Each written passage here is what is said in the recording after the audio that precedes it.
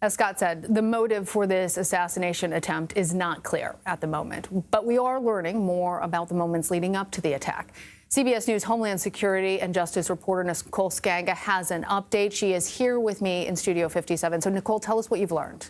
Yeah, just moments ago, Lana, we were told by a law enforcement source that officials have found explosive materials in the suspect's vehicle. Thomas Crooks, 20 years old, explosive materials found in his vehicle. That reporting from our colleague Pat Milton just moments ago, confirming what police had speculated about yesterday, that there were suspicious packages, perhaps something that might have detonated. They alluded to that in that late night press conference before even identifying the suspect.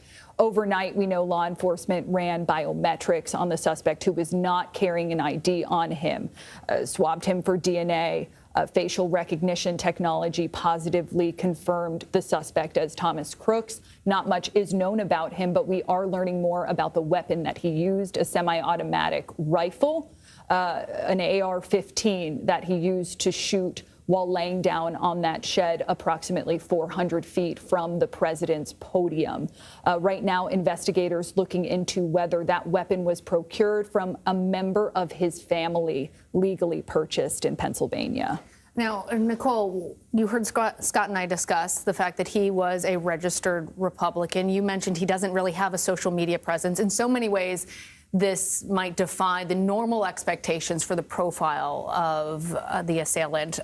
Do we know anything more in terms of theories that law enforcement is pursuing in terms of their investigation for a motive?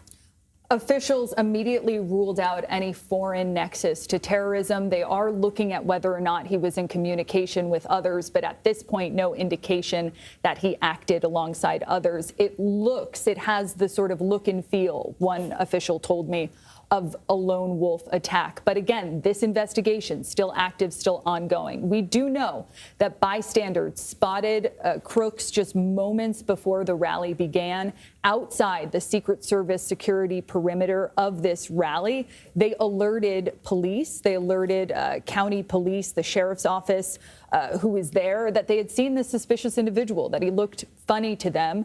Of course, we know there is a sort of central command within these events. So that going up the chain of command, alerting Secret Service at that point, officials lost track of the suspect at this point for a few minutes.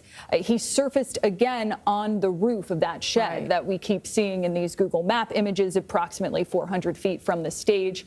I am told that as he surfaced within seconds, counter-sniper teams positioned within the U.S. Secret Service, there were 4 of them last night, 8 individuals total, took aim and neutralized the threat, shot the suspect dead. And we heard them immediately afterwards, live as we were watching this, say that the shooter is down. Nicole, just very quickly, in the moments that we have left, I want to follow up with the latest information that you have, that they found explosive materials in the car. We also know that that they're doing a search of the gunman's home, but all that potentially points to trying to do something even larger than just taking aim at the former president.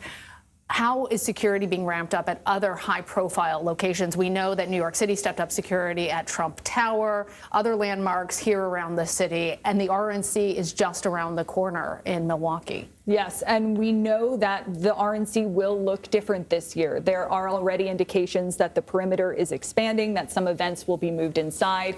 We expect Secret Service to say more in the coming hours about what higher security measures will be taken. We also know that in addition to the former president's security detail, other Secret Service protectees have had their details bolstered as well. The president, the vice president, the family. All right. Nicole Skanga, thank you for all of your reporting.